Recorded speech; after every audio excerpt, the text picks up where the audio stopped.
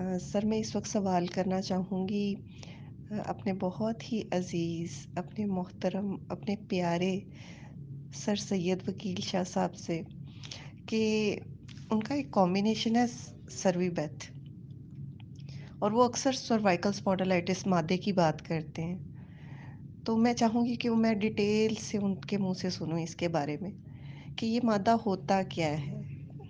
कब पैदा होता है? कहाँ पैदा होता है? किन बीमारियों की इलाज में रुकावट बनता है और इसकी अलामात क्या-क्या होती हैं।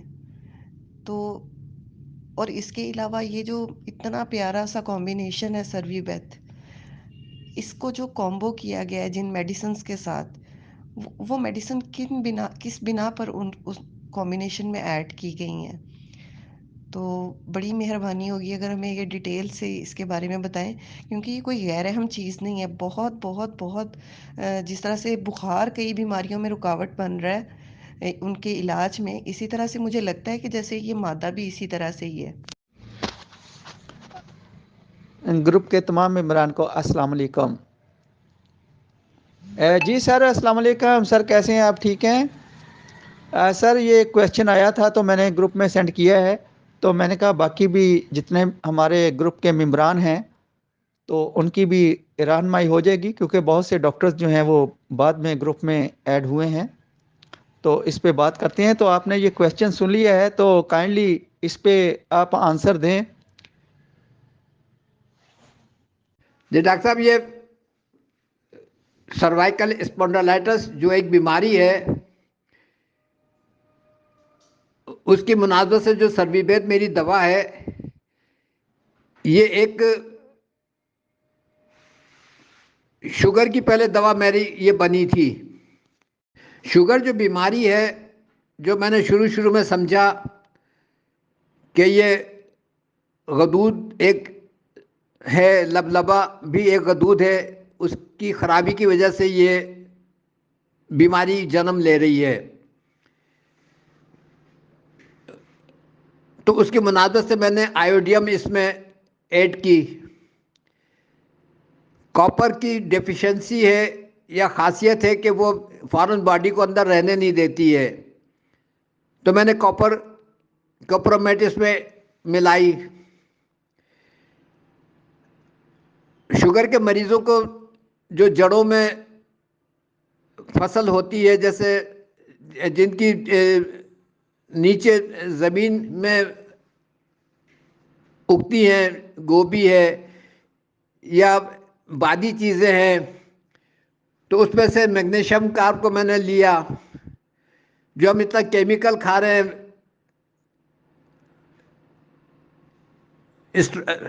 तो उसको हमने एंटीडोट किया क्रियाजोर से। ये 5 दवाओं का कॉम्बिनेशन मैंने बनाया और मेरा बैलेंस हो गया। मैंने जब शुगर के मरीजों को दवा दी तो मुझे उसमें कामयाबी हुई। बुखार की मुनासबत से मैंने बरबरस वल्गरस को इसमें ऐड किया। अब मैं जिस मरीज को देता मुझे शुगर में कामयाबी होती, मैं बड़ा खुश हो गया। मैंने इस पर सेमिनार भी कर दिया, जो मैंने शायद पहले भी कई दफ़ा शेयर किया है। लेकिन कुछ ये कामयाबी मेरी ज़्यादा दिन नहीं चली। फिर मुझे कुछ लोगों ने शिकायत की कि भाई हमारी फिर शुगर हो गई है। अब मैं बड़ा परेशान कि अब ये क्या, अब क्यों हो गई। तो बाद में पता चला कि जिनको बुखार रहता है उनको ये दवा काम नहीं कर रही। अब ये कहाँ काम कर रही है, तो मैंने देखा कि ये सर्वाइकल स्पॉन्डिलाइटिस एक बीमारी है, वो भी बुखार बिगड़ने से या दस्तों को बिगाड़ने से वो जन्म लेती है। वो रतूबत पैदा होती है हमारे बॉडी में। तो उस मुनासबत से सर्विबैथ मेरी कामयाब हुई।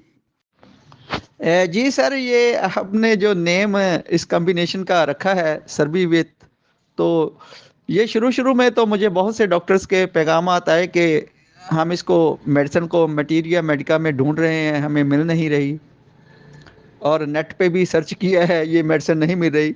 बाकी भी जो आपने नेम रखे हुए हैं, जैसा कि मैं पहले भी वॉइसों में कहता रहता हूँ, क्योंकि डॉक्टर्स हमारे ग्रुप में ऐड होते रहते हैं न्यू जो हैं, तो फिर उनको पता नहीं चलता कि ये क्रूली क्या है, वायराबेथ क्या है, यूरीबेथ क्या है। तो वो तो इन मेडिसिन को ही ढूंढते हैं मटेरिया में। या वो स्टूडेंट फोर्थ ईयर के जिन्होंने अभी क्लिनिक बनाना है या स्टार्ट किया है, तो वो भी कहते हैं कि ये अभी हमने मेडिसिन पढ़ी नहीं है, तो ना कोर्स में पढ़ाई गई है। तो ऐसे भी डॉक्टर्स के मुझे पैगामात आते रहे हैं। तो इसलिए दोबारा से डॉक्टर्स की रहनुमाई कर रहे हैं कि ये सर ने जितने भी नेम रखे हुए हैं ये खुद से ही रखे हुए हैं, अपने जो कॉम्बिनेशन बनाए हुए हैं। तो आप इनको अपने तरीके से याद रखने के लिए कोई भी नेम दे सकते हैं, ताकि आपको पता हो कि कौन सी बीमारी में, डिजीज में कौन सा कॉम्बिनेशन बताया गया है और किस कॉम्बिनेशन की बात हो रही है। डॉक्टर साहब देखें, एक असूल है, जो भी आप दवा बनाते हैं या कॉम्बिनेशन बनाते हैं तो उसका कोई नाम रखना पड़ता है। तो मैं वो नाम जो है मैं शुरू में लिखता हूँ और इनटू ब्रैकेट उन दवाओं की डिटेल देता हूँ कि इसमें कौन कौन सी दवा शामिल हैं। तो मैं जितने भी हमारे डॉक्टर्स हैं उनके लिए पैगाम है कि जब भी आप कभी कंफ्यूजन होने की ज़रूरत नहीं है, जो ब्रैकेट के बाहर नाम हो उसको आप देखें कि ब्रैकेट इनटू ब्रैकेट में कौन कौन सी दवा हैं, वो समझ लें कि ये कॉम्बिनेशन है।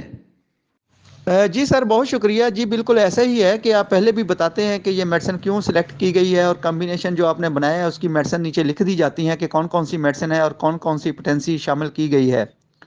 तो सर, ये जो क्वेश्चन किया है लाहौर से डॉक्टर हुमैरा भट्ट साहिबा ने, तो इस पे आप थोड़ी सी रोशनी डालें। दूसरा, ये पेन जो है ये जिस्म के किस हिस्से में होती है और इसका फैलाव कहाँ तक हो सकता है, तो काइंडली ज़रा इस दर्द के बारे में बताएं आप, इसकी इलामात बताएं कि और क्या हो सकती हैं। सर्वाइकल स्पॉन्डिलाइटिस की जो रतूबत है वो हमारे जिस्म में जनरेट हो रही है, पैदा हो रही है। अब वो क्यों पैदा हो रही है कि जब हमें बुखार रहता है, उसके फासिद मादे रहते हैं, वो सर उठाते हैं, कोई मेडिकेशन होती है, फिर सर उठाते हैं, फिर मेडिकेशन होती है, लोग यूँ दवाएं खा खा के उसको दबाते रहते हैं। एक तो ये रूट हो गया बुखार का। दूसरा रूट हो गया कि हुक्म है कि दस्तों को या छोटी बीमारियों को मत रोको। हम जहाँ दस्त होते हैं फ़ौरन इंटॉक्स लेके उसको रोक देते हैं। जहाँ दस्त होते हैं उसको कोई दवा लेके उसको हम अंदर ही, फसाद को अंदर ही रोक देते हैं। ये सब जब फसाद अंदर रह जाता है, ऊपर से फिर जब वो तकलीफ़ होती है तो उसके लिए हम दवाएं खाते रहते हैं, दवाएं खाते रहते हैं। दवाएं खा खा के हमारे जिस्म में एक ऐसी रतूबत पैदा होने लगती है जो जहाँ जाती है चिपकती है और वहाँ पे पेन करती है। उस रतूबत को हम सर्वाइकल स्पॉन्डिलाइटिस कहते हैं। ये बाकायदा लेबॉर्टरी की लैंग्वेज है। अब यही रतूबत अगर लबलबे की तरफ जाती है तो वो सिस्टम को ब्लॉक कर देती है और शुगर का मर्ज बन जाता है। यही रतूबत अगर मोहरों पे चिपक जाती है तो मोहरों की तकलीफ कहलाती है। यही रतूबत एड़ी में अगर चिपक जाती है, जगह बनाती है, तो वहाँ एड़ी का दर्द होता है। घुटनों में भी हो सकता है, कंधों में भी हो सकता है, पीठ में भी हो सकता है। ऐसे मरीजों को डॉक्टर कहते हैं कि आप ज़मीन पर सोएं, बिस्तर पे ना सोएं, ताकि वो ये रतूबत आपको तंग ना करे ज़्यादा। हम क्या करते हैं, ये सर्विक वेद क्या करती है कि ये रतूबत को पेशाब के ज़रिए निकालती है। इसीलिए मैं जब ये सर्विवेद देता हूँ तो उसमें मुझे यूरिवेद भी लगानी पड़ती है, क्योंकि अगर मैं सर्विवेद अकेली दे दूँ तो मरीज़ को ज़रा परेशानी रहती है, रतूबत निकलने में उसको तकलीफ़ होती है। लेकिन अगर कोई मरीज़ जब मेरे पास आता है, वो कहता है कि मुझे सर्वाइकल स्पॉन्डिलाइटिस की बीमारी है या एंग्जाइटी की बीमारी है, तो मैं ये रतूबत वाली दवा जो है सर्विवेद, वो उसका कतरा ज़ुबान पर डालता हूँ और उससे पूछता हूँ जो भी तकलीफ़ है वो आप नोट करें और अब दवा के खाने के बाद बताएगा कि उसमें क्या फ़र्क आया है। अगर वो एंग्जाइटी वाली कैफियत है, कोई जहन में कोई बात अटक गई है और वो नहीं निकल रही है, तो कतरा मुंह में जब डालता हूँ तो फ़ौरन वो रिलीफ मिल जाता है मरीज़ को। या कहीं दर्द हो रहा है जिस्म में किसी भी हिस्से में इस रतूबत की वजह से, तो उसको मरीज को रिलीफ मिलता है, फिर मैं ये उसको मरीज को दे देता हूँ। जी सर, ठीक हो गया। आप कहते हैं कि इस रतूबत की वजह से हमारी बॉडी में जो है वो मुख्तलिफ मसाइल आते हैं, मुख्तलिफ सिम्टम आते हैं, बीमारी आती है। तो सर अब कैसे पता चले कि जो बीमारी है या तकलीफ़ है इसी रतूबत की वजह से है या कि कोई और वजह है? तो इसमें तो हमारे डॉक्टर जो हैं वो जज नहीं कर सकते कि कन्फर्म हमें सर्बिवैथ देना है कॉम्बिनेशन, कि ये इस रतूबत की वजह से पेन हो रही है या कि जिस्म का कोई ऑर्गन जो है वो डिस्टर्ब हुआ है, उसका फंक्शन डिस्टर्ब हुआ है। डॉक्टर साहब आपने बहुत बेहतरीन सवाल किया, बहुत अच्छा सवाल किया। वाकई में आप हैं माशाल्लाह फनकार, मैं तो मानता हूँ। और फिर इस वक्त फिर आपने ये कह के सर्विवेद के लिए बहुत आसानी पैदा कर दी है। ये सर्वाइकल की जो रतूबत है, इसकी एक ख़ास अलामत ये है कि जब मरीज़ आराम करता है तो वो रतूबत जो उसने अपने जगह बनाई हुई है, घर बनाया हुआ है, वहाँ जाके जमा हो जाती है। और जब मरीज उठता है तो वहाँ पे तकलीफ ज़्यादा होती है। तो मेरा डायग्नोस का तरीका यही है कि जब मैं मरीज से कहता हूँ कि आप जब सोते हैं, सोने के बाद जब उठते हैं तो आपका जिस्म अकड़ा हुआ होता है, या जहाँ आपको तकलीफ है, आराम करने के बाद जब आप उठते हैं तो जब आपको आराम आता है, अगर वो कहता है हाँ, तो फिर मैं सर्वाइकल स्पॉन्डिलाइटिस की जो दवा है, कॉम्बिनेशन है सर्विवेट, वो मैं मरीज का जुबान पे टपकाता हूँ और मरीज से कंफर्म करता हूँ कि दवा उसकी है या नहीं है। जी सर, आपकी मैंने वही सुनी है। आप कह रहे हैं कि इस कॉम्बिनेशन का जो है वो 1 ड्रॉप जो है उसकी पेशेंट की ज़ुबान पे गिराया जाए और देखा जाए कि रिज़ल्ट आता है फ़ौरी से और पेशेंट को रिलीफ़ मिलता है, सुकून होता है, इलामात में कमी आती है। तो सर मैं अक्सर कहता हूँ कि बाज़ दफ़ा हमारे पास क्रॉनिक केसेज़ आते हैं तो सर उसमें 1 मिनट में सर रिज़ल्ट नहीं आता। फिर मेरा यही कहना होगा, तो क्योंकि अब पता नहीं ये रतूबत कब से जिस्म में बिगाड़ पैदा कर रही है।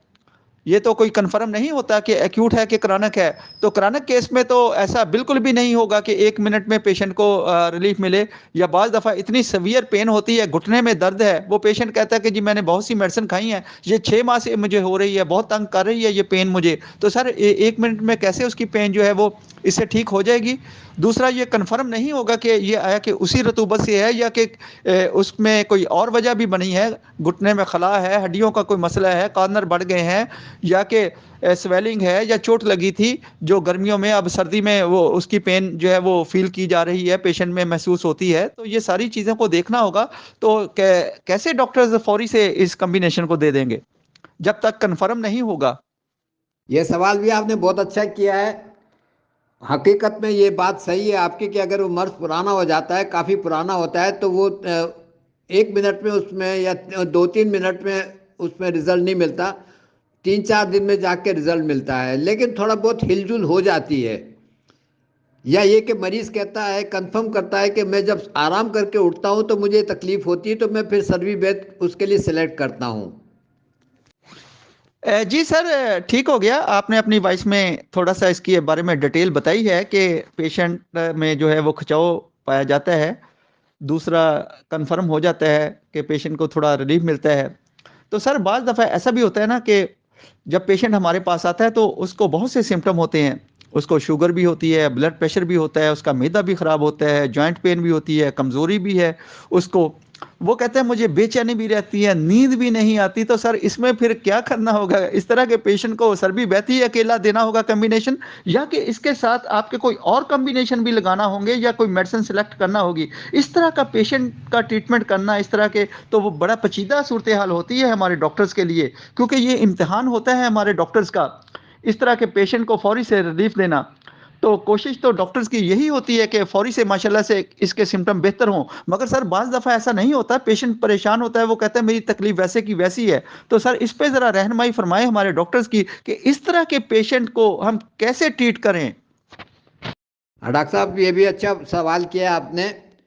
हम मरीज से कहते हैं कि ये आपको तकलीफ हुई क्यों। अगर उसको याद नहीं होता तो फिर हम उससे कहते हैं कि आप उसको हवा निकाल के देखें कि आपकी हवा गर्म है या नहीं, मुंह के सामने हाथ रखें और हवा निकालें, हवा गर्म है तो हम समझ जाते हैं कि ये बुखार के रूट से ये बीमारी जन्म लिया है, बीमारी ने सर्विबैत रतूबत बनी है। अगर हवा गर्म नहीं होती तो हम समझ जाते हैं कि दस्तों को से ये डेवलप हुई है। तो हम मरीज से पूछ भी लेते हैं कि आपको दस्त आते रहते थे, तो वो कहता है कि हाँ हमें दस्त आते रहते हैं या आते रहते थे, तो हम ये इंटॉक्स वगैरह लेते रहते हैं। तो फिर ये क्या करती है सर्विबैत हमारी कि उन दस्तों को खोलती है, फिर दोबारा उस दस्तों को निकालती है। तो हम मरीज से कहते हैं कि अगर आपको ये दस्त आए तो आप उसको घबराएगा नहीं और ना कोई दवा करेगा, ये खुद इसको ठीक करेगी।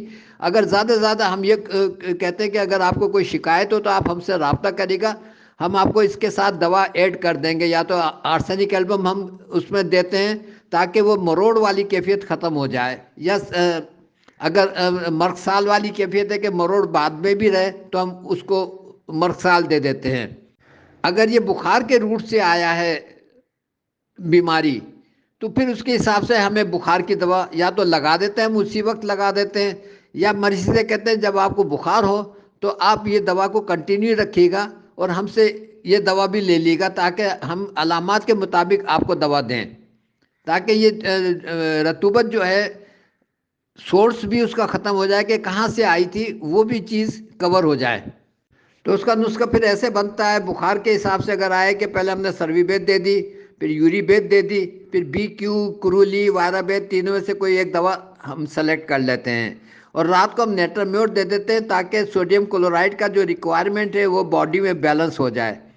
अगर ये दस्तों की वजह से आई है बीमारी सर्वाइकल की, तो फिर हम पहले सर्विबेट देते हैं, दूसरे नंबर पे यूरिबेट देते हैं, तीसरे नंबर पे अमूमन हमें आर्सेनिक एल्बम 30 में देनी पड़ती है और रात को फिर हम नेट्राम्योर 200 की ज़रूर लगाते हैं ताकि रिक्वायरमेंट जो है सोडियम क्लोराइड की वो बैलेंस हो।